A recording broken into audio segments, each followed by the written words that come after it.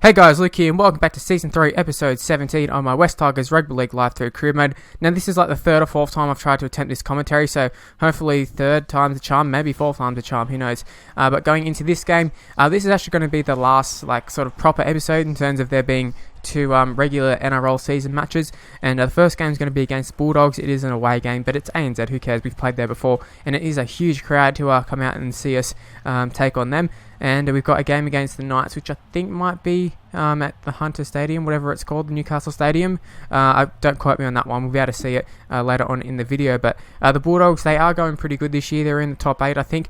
But we are actually pretty fired up, just in the sense that last episode, if you haven't seen it, go back and watch it. But our win streak was killed, really. It died a tragic death. 80. We were leading 80th minute.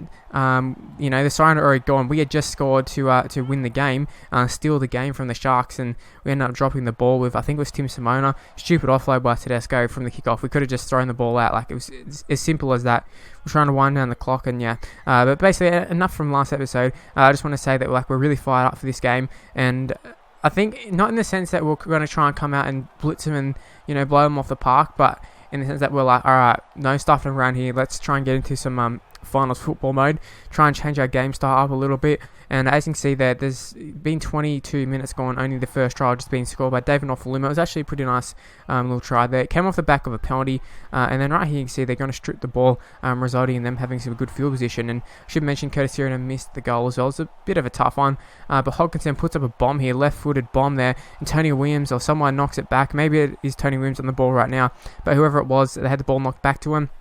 Unfortunately for us, we wrap them up, but it's quite funny. If they just caught the ball, they were already over the line. It would have been a try to the Bulldogs, but we're looking to score a try ourselves here, this time with a bomb. Unfortunately, we couldn't end up doing that, but Bulldogs attacking yet again here, and that's a nice little play there. I don't know who it was, but that last pass, well, they needed to get another pass off, really get it to the winger, and they would have been in for a try, I reckon. But right here, you see Tedesco.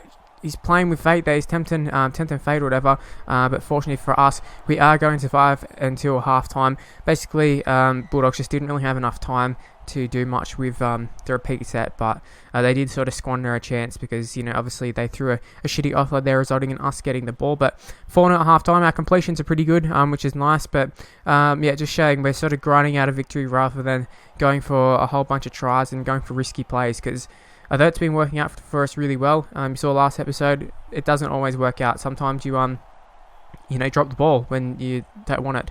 And right here, James Tedesco, you just saw he scored a great little try there. I really like that try just for the fact that usually when we put up a bomb, we either tap it back or we'll catch it and then immediately pass it off. This time was we just literally grab it and then put it down because we're over the line.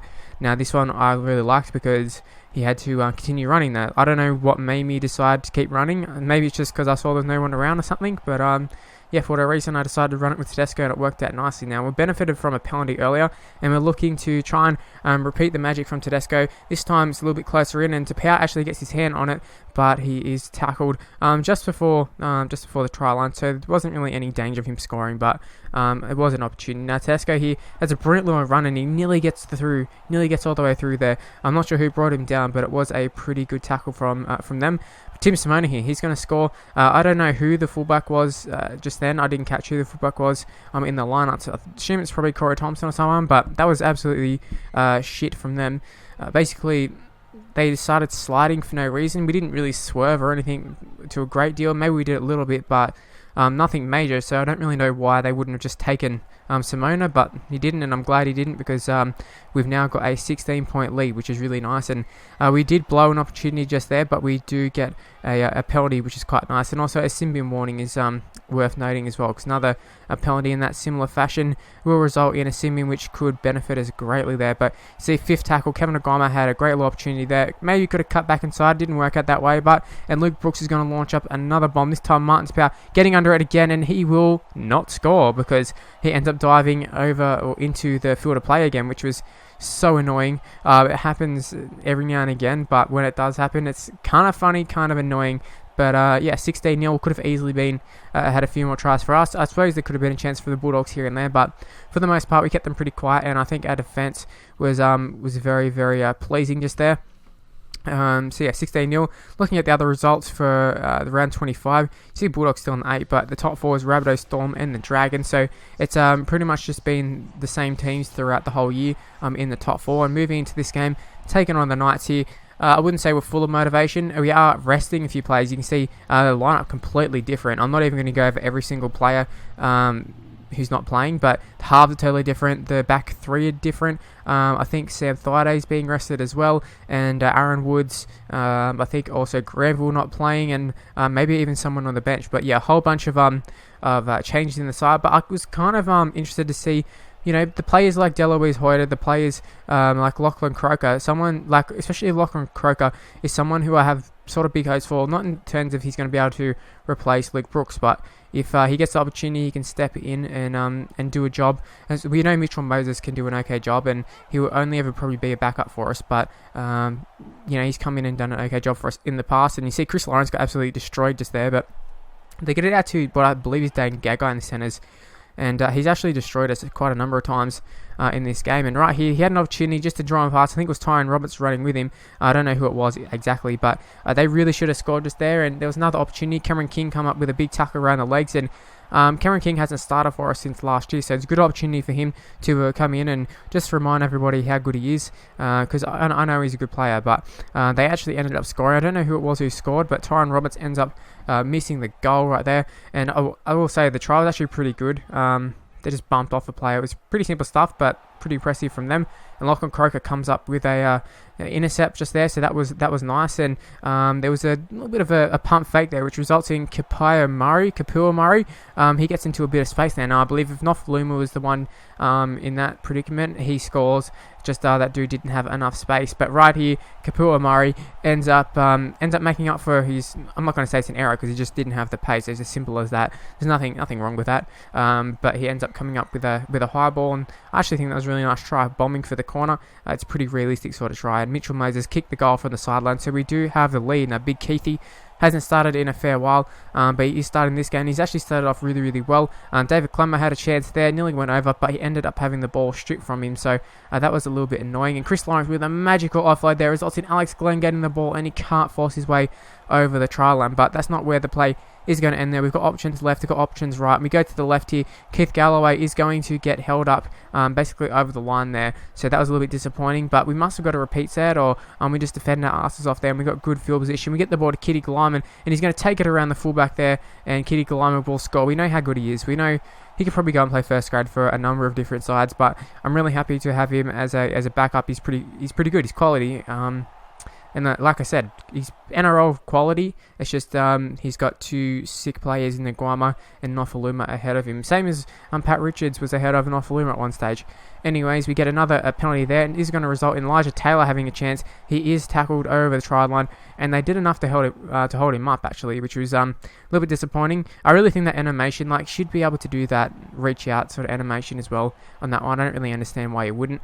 But yeah, 12-4 at halftime. You see, I think it's Bo Scott. That is 3 players he bumped off before the 4th player came in and made a tackle. That was a pretty incredible run. Probably one of the better runs I've seen in this game. I haven't really seen too many where people have bumped off that many in a row. But Deloise Hoyter is on the receiving end of an offload here, and he is going to go to distance. You can see, I think it's a prop was the only one who was sort of in touching distance at a time, but he just blew him away, and Hoyter ends up scoring a try, and I really love that one, just due to the fact that it was a fullback sort of try, backing up in the middle there. And yeah, I really, really enjoyed that one. Yeah, like I said, it's quite a realistic sort of try.